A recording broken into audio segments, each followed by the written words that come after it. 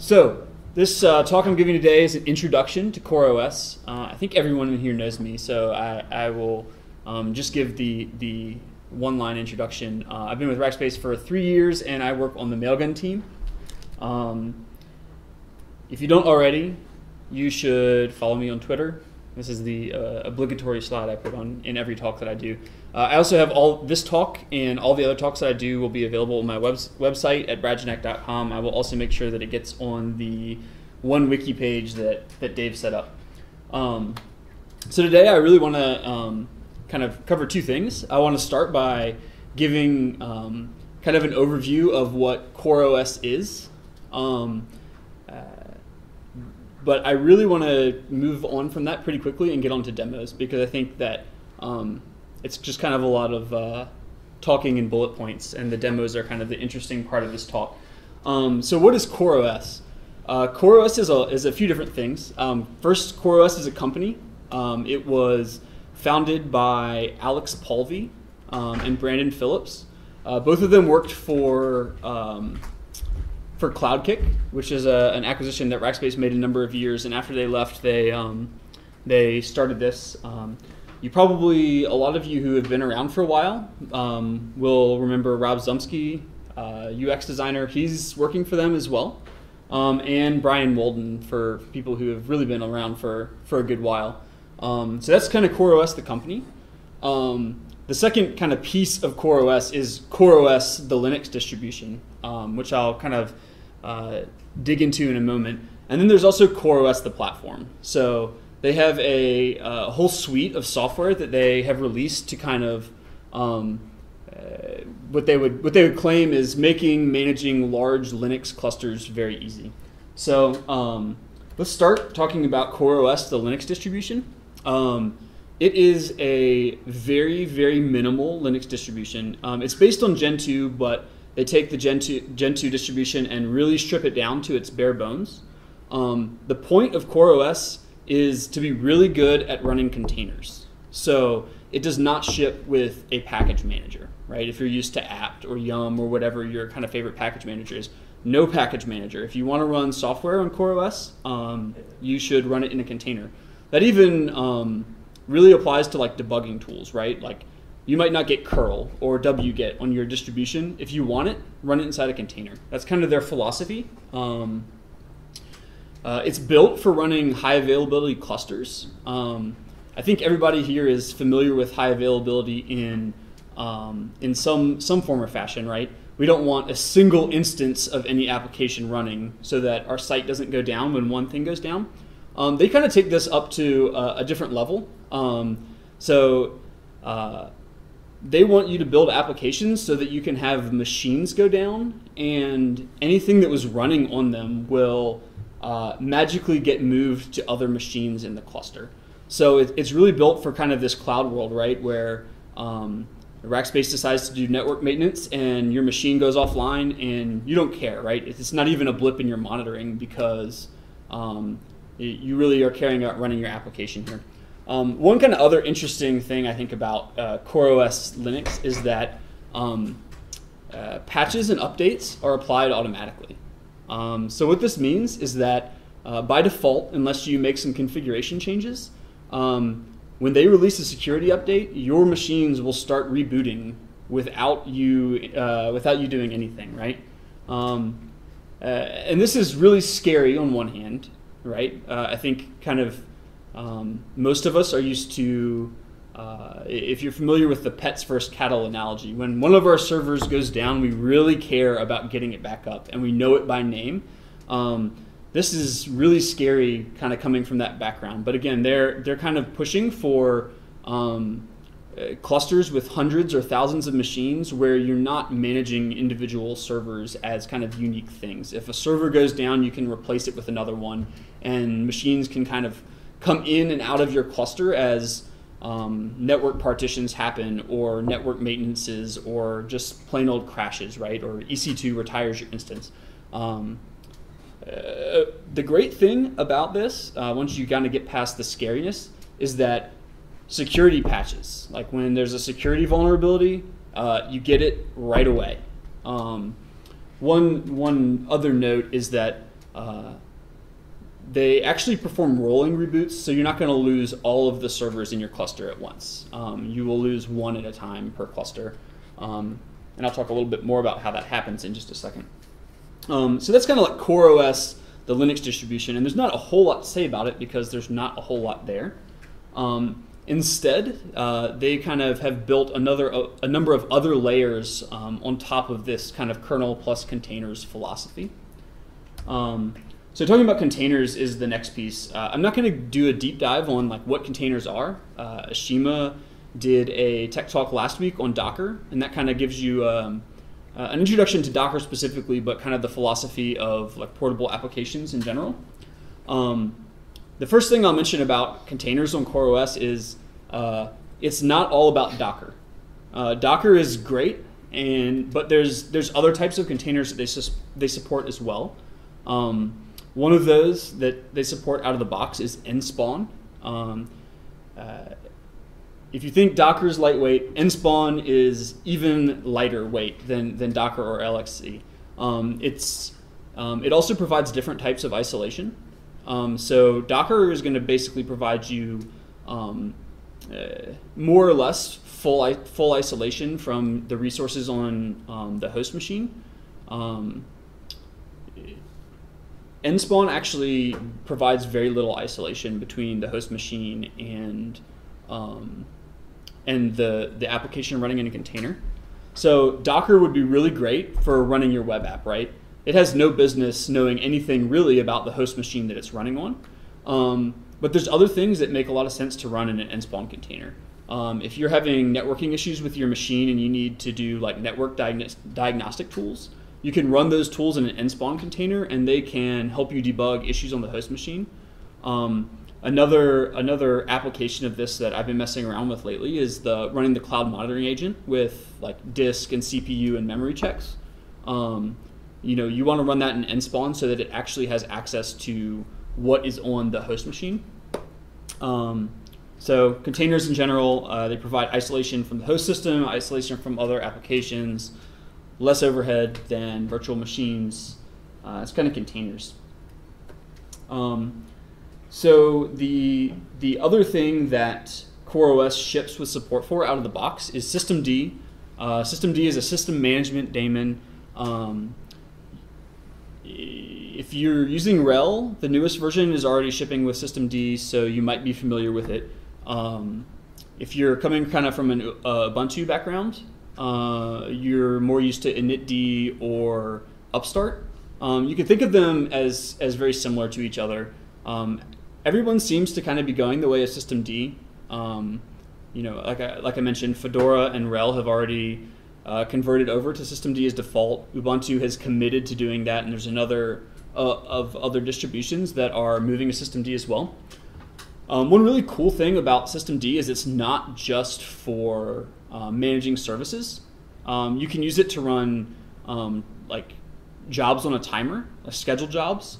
So you can say, I want to run database cleanup every hour or once a day. And you can run that, and systemd will manage it and kick off that job on a timer for you. It can also run one-off jobs. So you might have some maintenance script that you want to run manually every once in a while, or some script to gather statistics. And you can run that inside a systemd job as well. That seems kind of weird, but I'll get to why that might be useful to you in a moment. It also provides logging.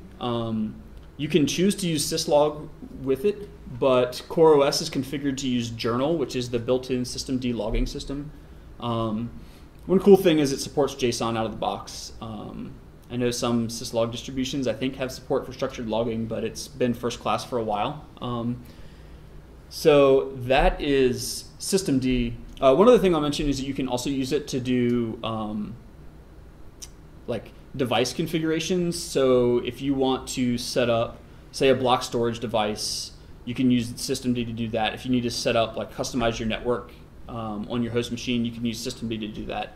It's really kind of like a great general purpose tool for configuring your system. So moving on to the next big piece of the CoreOS platform is etcd. Etcd is a key value database. but it's really geared towards service discovery and service registration. So the idea here is that you start an application and it's going to announce itself to the world and say, hey, I am, web app, and I'm running on this IP address on this port, and if you need to use me, look me up, and you can find me. This is actually how CoreOS manages to do like a rolling reboot when updates are applied. Is it has all of your machines in etcd, and it can make sure that only one of them is rebooting at a time. If you've ever used like Console or heard of Console or Zookeeper, this is very similar. I will say that compared to Zookeeper, this is actually pretty easy to run. I think Zookeeper requires a lot of very specialized knowledge and is really kind of a disaster of a piece of software to run. So etcd is really nice in that regard. So the final piece of the CoreOS platform that I want to talk about is Fleet. So Fleet is really cool, and it kind of takes all of the things that we've talked about so far and wraps them up into something. So you can think of systemd as doing scheduling jobs to run on a machine. Fleet builds on top of that and allows you to schedule jobs across your entire cluster. So we're used to right now say, I've got WebNO1 and WebNO2, and they're running my web app. This paradigm shifts a little bit when you move to kind of CoreOS and Fleet, and you say, I want to run 2 instances of web app, and it will take care of making sure that there are 2 instances running in your cluster. It can also do smart things like making sure those 2 instances are not running on the same machine in your cluster. It will also, if you lose a machine in your cluster, handle rescheduling the things that were running on it to other machines in your cluster. So that is Fleet. I'm going to kind of move on to demos because I think that's kind of the interesting part. Do you guys have any questions before I move forward? How does Fleet compare with Kubernetes? Yeah, so this is kind of a pretty interesting time in the container world. There was the first DockerCon 2 weeks ago, and so there's a bunch of similar things to Fleet actually. Kind of the original idea for a lot of this goes back to a research paper that Google published a number of years ago for what they call Omega. Twitter took that research paper and built a tool called Mesos, if you're familiar with that. Mesos is crazy. I won't say that it's bad, but it's definitely is kind of a higher learning curve, or a steeper learning curve than Fleet. Mesos uses Zookeeper for like service discovery and locking, so you have all the complexity of Zookeeper. It also uses Hadoop for scheduling, so it's pretty serious commitment to even get involved with Mesos. So other people are starting to release similar things. New Relic released something. It's not quite at the same level, but it's basically a tool for distributing Docker containers. Google released a lightweight open source version that was kind of a very simplified version of the Omega tool that they use internally. So I think we're going to see a lot of very similar tools pop up in this space in the next, I think even in the next few months, I think we'll probably continue to see more and more things, and definitely kind of by the time that DockerCon rolls around next year, I think we'll have a pretty a lot of different options in the ecosystem. Cool. Any more questions before I move to demos? Sweet. So, what I did here is I set up a 3-node CoreOS cluster running in VirtualBox on my machine. This is pretty much is a stock CoreOS cluster with a few, the only thing that I've done to it other than Vagrant Up It is I went ahead and pre-downloaded all the different Docker containers that I'm going to use so that we don't sit around twiddling our thumbs while they download. But other than that, it's pretty much a vanilla machine. So we could start by taking a look at etcd. They provide etcd control to look at everything that's set in etcd, so we can see By default, we have a few things that it does for you. This is the kind of the reboot locks that I was talking about for how they manage rolling updates in your cluster. But other than that, it's nothing. There's also fleet control, which is how you interface with the fleet system that I did. So we can see we have 3 machines here that have all registered themselves. And basically what happens is anything that has etcd running on it in your cluster will get added to your list of fleet machines. We can also see the systemd units. That's kind of what they call all the different services or timers or anything else that we have running. Right now we have nothing.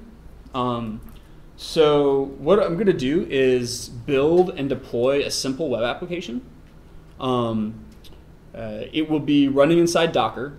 It will be deployed with Fleet.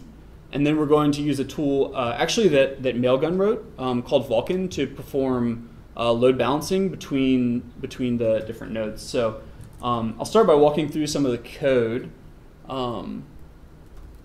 The application is... Do you have your config files on your GitHub for this? Yes, all this is on GitHub, and I'll add that to the wiki page as well. I was actually talking about your editor. I do not. Okay. It looks good. But I can. Thank you.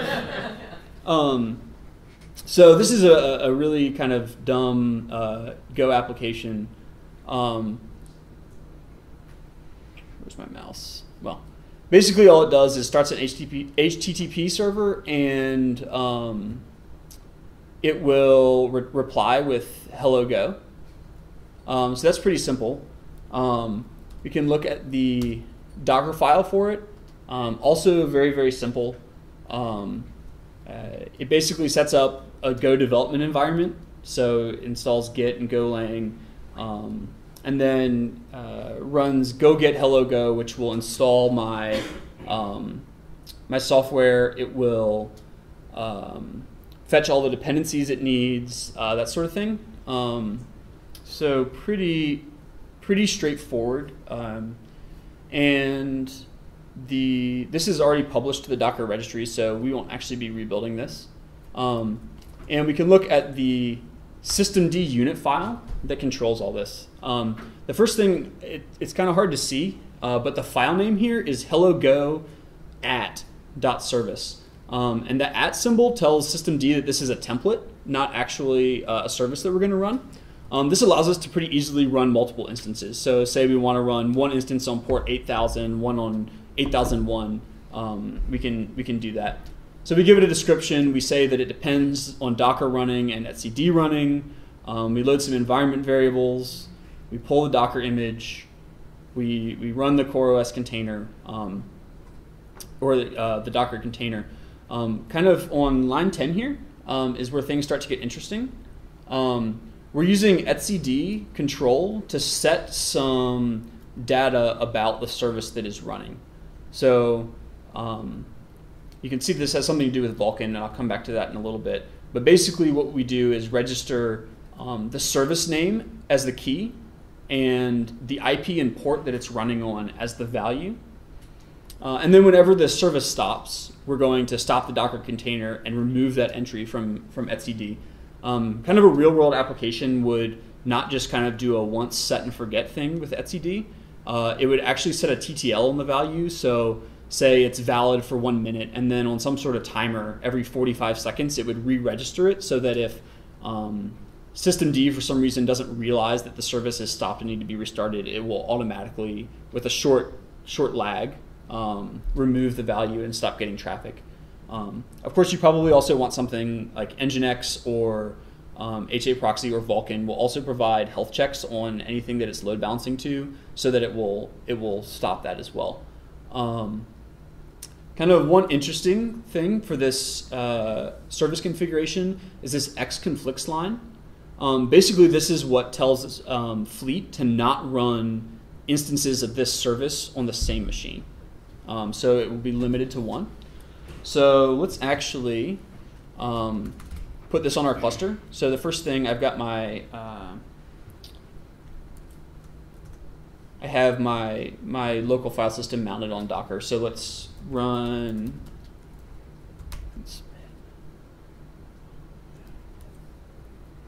So we can submit this to fleet list units, and now we see we have one inactive unit, so it's not doing anything. So let's actually start up one instance of this. We can say start hello go at, and this is the templating that I was talking about.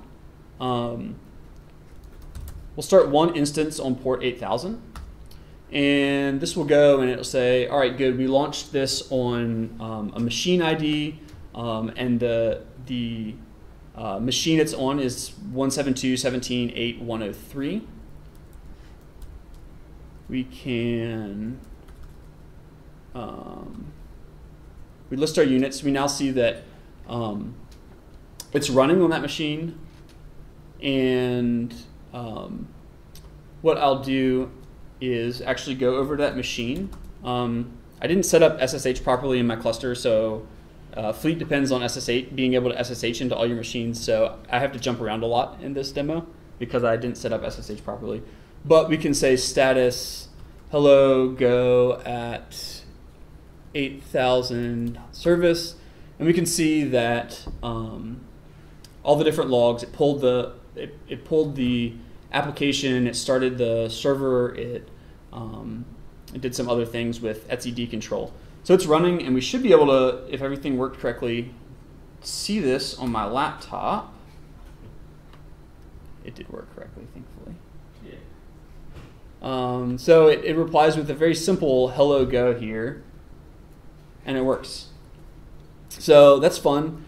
Let's actually go and start another instance now, because we want to make sure that we're high availability. So you'll notice it started this one on the last IP is 101 instead of 103. So again, it knows that you don't want multiple instances running on the same machine. And we can see here that we've got 2 active running instances now. And I'll flip back over and change my IP address. Thank you. Yeah. And so we see hello again, hello go again. Now, just for fun, again, we have 3 machines here. There we go. See, now I broke my cluster.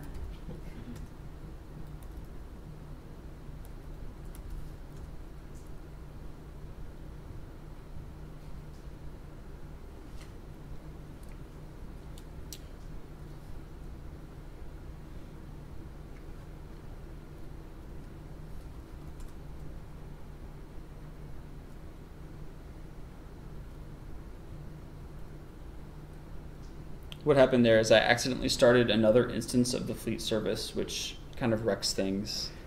So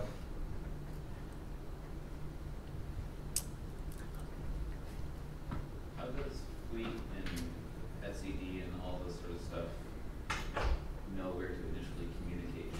If you have a new machine come up, how does it know where to go to register itself? Yep, so there's 2 ways to do that. If you're kind of working with more traditional configuration management like Chef, you can provide it a list of peers. Because they're just like equivalent peer servers, and it just talks to them because they already know. Yeah, it uses an algorithm called Raft, which is like a gossip protocol. Basically, what happens is all the machines start talking to each other, and they perform what's called a leader election, and the leader kind of owns the cluster, and keeps track of like exactly who's a part of the cluster. The other thing I didn't show you as part of my Vagrant configuration is it uses like cloud config or cloud init, and you can provide it a discovery URL, which is great. And when you don't want to maintain a list of all the other machines, basically it'll go look for that URL. It will register itself there, and it will be able to pull a list of all the other machines that have already registered themselves so that they can participate in the election. All right. Hopefully.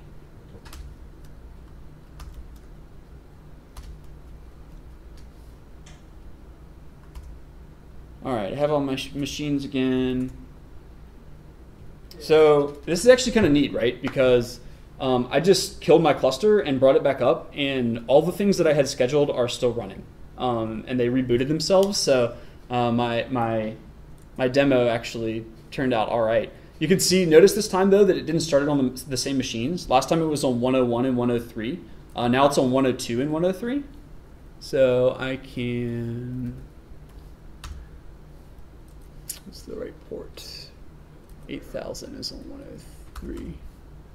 And 102 has 8001.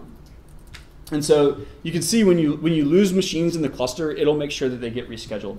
Let me do what I intended to do here. I'm going to just halt this machine. Intro 3. And we'll watch and see that the instance that was running there just went to inactive. And now it's been relaunched on 101 since we lost that machine in the cluster. And I can bring that up.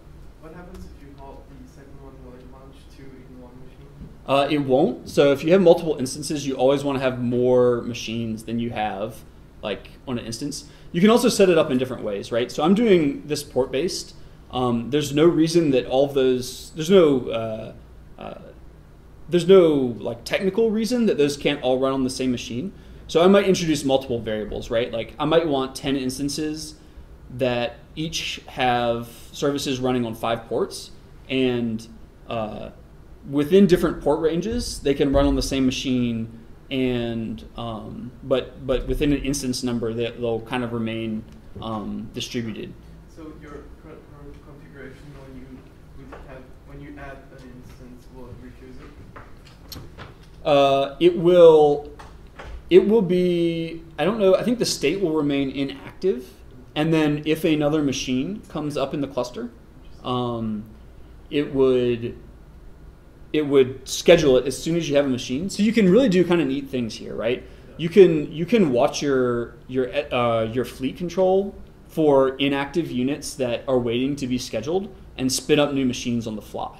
Yeah. Or if you have machines that aren't getting instances, you could spin them down to kind of do some auto scaling, which is just kind of the nice thing because. All right, like on Mailgun, when we add a new server, we have to kind of rerun Chef on the entire set of all of our machines, and this is really good about letting individual machines kind of come in and out of the cluster. You could do similar auto scaling with the cloud monitoring agent. That's why I'm actually looking at it too, where as load increases on machines, we want to add more clusters or add more machines to the cluster so that we can have new places where things can be scheduled. I'll also add that the fleet scheduling algorithm is very dumb right now. This is kind of a very alpha release. So they plan on kind of beefing that up in the future. Right now what happens is basically it asks, every machine gets a job offer that's in the fleet cluster when it wants to schedule something, and the first one to say yes will get it. In the future they want to update it so that it tries to kind of more evenly distribute automatically for you. Cool. So that is the first part of the application that we wanted to build. The second part I will show you also real quick. So this is a very simple Docker file that pulls in the Mailgun Vulcan Docker file we already have and just exposes a couple ports. Not a whole lot super interesting going on here. So what I'll do is actually, I'm going to do this manually so that I can show.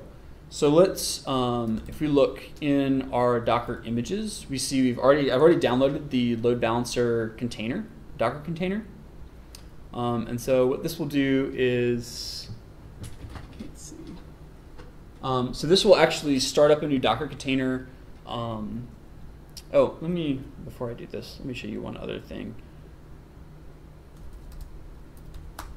Control U.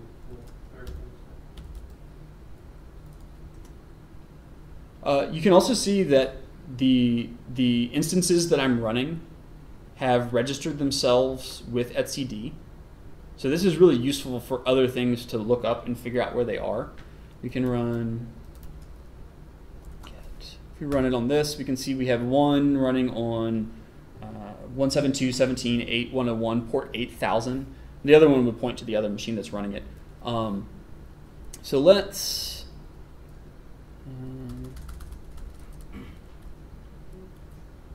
start up this Docker container and watch what happens. So the first thing, it read the initial etcd configuration. Vulcan works a lot like Nginx if you are if you're familiar with that. So it has hosts that it will match on. Within that, it'll have locations, and those locations can map to an upstream, which is a collection of servers. So if you look and see what this had, we have an upstream named Hello Go, and that upstream has endpoints for each service that registered. So what we can do is configure Vulcan to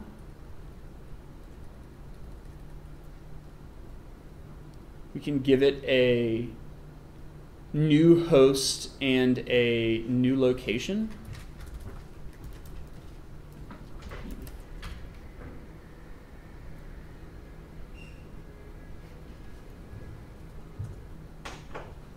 And we can assign an upstream to that.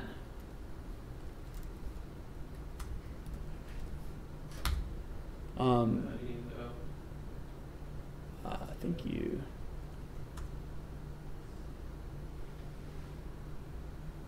Oh, okay. And let's look in etcd.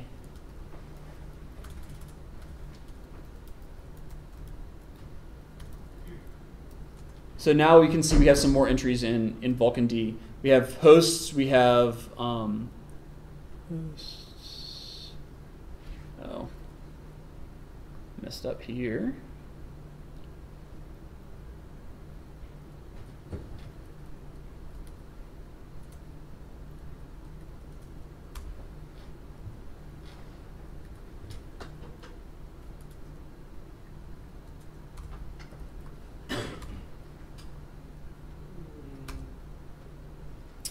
Why don't I have that? You need the source as the environment. Oh, thank you.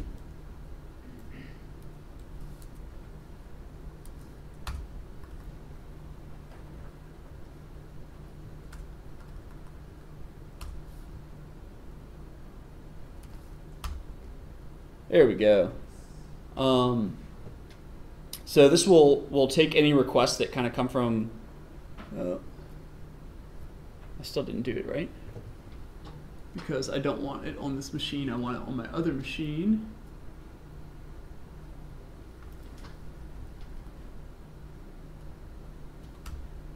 Give that a second.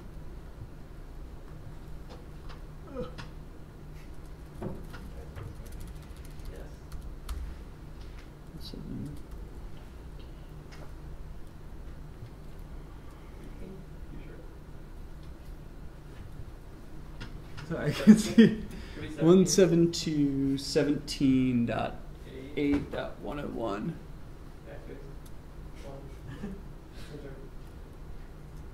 There we go. And path. All right. So you can see some things happened while I was typoing all over the place. Vulcan was watching what happened in etcd, and as etcd values changed, it was automatically updating its configuration. So if all my typos didn't break something too bad, we should have Vulcan D running on port 8181, and that gives us Hello Go as well. Kind of as proof that this is working. Units. Oh, I broke it again. Anyway, so I broke it, and this is bad. But again, this is kind of like a real failure in your system, right? It noticed that all of a sudden a machine disappeared from the cluster, and Vulcan is not going to send traffic to that anymore. And so we still have the one good machine is giving it traffic, and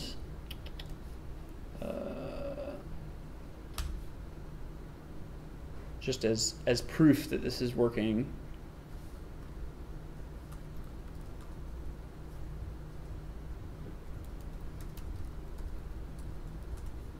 So we can see we still have an instance running here, and we can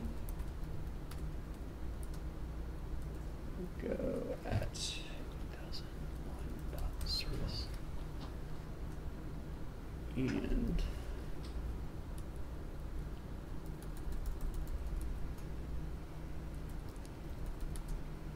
all right, this one isn't getting traffic. I don't know why, but it should be.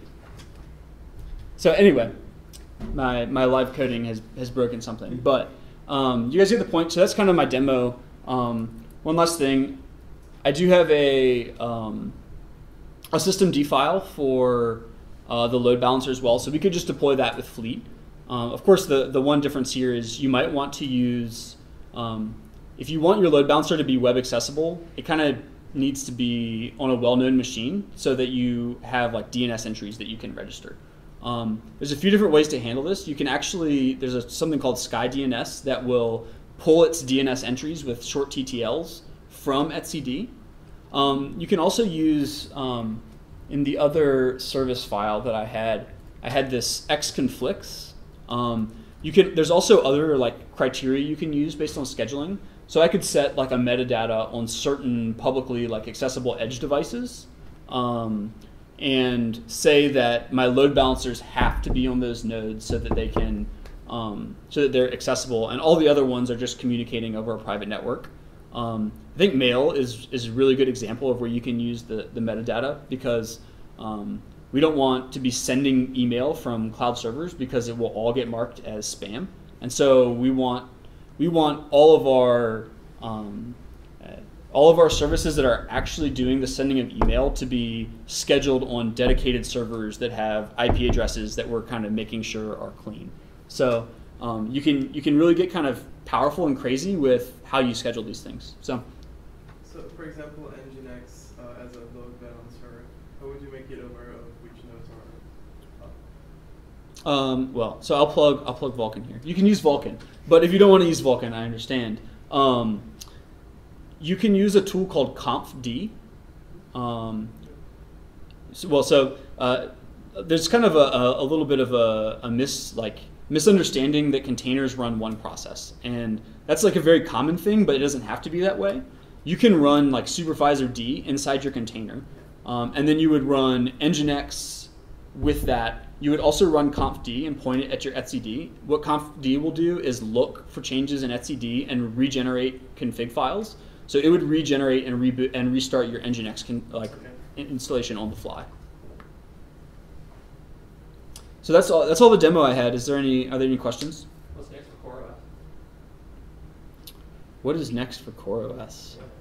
Are they going to go from kind of like how do they become the Red Hat of the massive server Linux world? That's a good question. So I think one thing I will say about CoreOS, I think they're doing right, is like if you go back a year and a half and start thinking about like all these crazy things that Netflix is talking about, right? Where you have like self-healing systems and auto-scaling, like it's great to hear them talk about it, but the idea of it is terrifying, right? Because there's a whole lot of work, and only people like Netflix are gonna be able to do that, right? If you look at the infrastructure they've built around these like cloud systems that auto-scale and handle failure really well.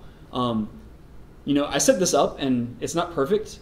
It took me like a couple hours to set all this up, and so I think that's kind of the big CoreOS selling point over like the Netflix way of building these systems, or the Twitter Mesos way of building these systems, is that it's pretty darn easy, right? Like it would probably take, even just on my dev box, it would probably take like a significant chunk of time for me to set up Mesos, much less actually get stuff working with it.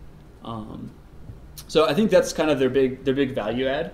I think they have a lot of work to do in like scheduling and that sort of thing. But I think the ease of the system is kind of their big selling point right now. I have an architecture question. So So you have 3 VMs right now, right? Mhm. And they all run the same image, which is CoreOS. Yep. And from there, how do you go to what you just did? So I showed you most of it. The only parts I didn't show you are, I started to show you this user data file. Basically, this is, you put this on in a well-known location on the CoreOS file, and all your different cloud providers and Vagrant support this. And it's going to start etcd and Fleet and configure them. So basically, you see I just have the discovery URL and some basic IP address information. Everything else I showed you. I showed you the Go application. I showed you the Docker file. I showed you the service definitions and how I sent them out to the cluster with Fleet. So it's pretty easy. What provides that discovery URL? So they run their own. CoreOS runs their own discovery service at this URL. So you can just go to discovery/new, and it'll give you a token. I don't think I have internet. Oh, no, I do. And so it'll give you a new token. I'm not going to go to that one. I'm going to grab this one, actually. And you can see that my 3 machines kind of register themselves here. Would you never want to use that? You can run your own, right? Yes. Yeah. Yes, you can run your own. You know, I think probably a bigger reason than anything else. Like this doesn't give anyone really any useful information. It's random UUIDs and non-publicly accessible URLs. That's the other thing to note is that etcd has like two sets of IPs that it will use. One for where it can be reached if like etcd control wants to get information, and another one which they talk on. This is the one that they talk on, and ideally this is like a cloud network, right? Like a private thing that no one other than you can get to. So I mean, you're giving them information about maybe your IP address ranges, but it's not like super sensitive information here. But again, it's easy to run your own, and it's in a Docker container already. It is published to the Docker registry already, so I could set up my own here very quickly just by deploying it with Fleet. Cool. And so anybody with that discovery URL though can make modifications to this manifest, right? It can join your cluster, yeah. Okay. Probably. Cool. That's all I have. Great.